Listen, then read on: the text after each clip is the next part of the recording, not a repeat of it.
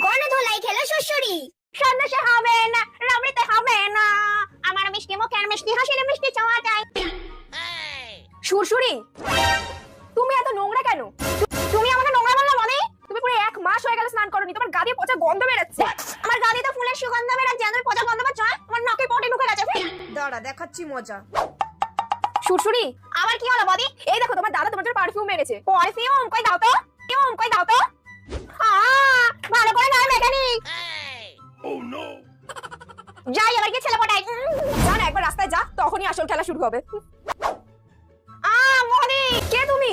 আরে আমি শ্বশুরি বুটি কুইন। তোমার এমন অবস্থা কি করে হলো? সময় মল্ল আমার গাড়ি থেকে চাদর পাতার গন্ধ বেরোচ্ছে, এই জন্য আমার নাক পাঠিয়ে দিয়েছে, চোখ ভালো করে দিয়েছে।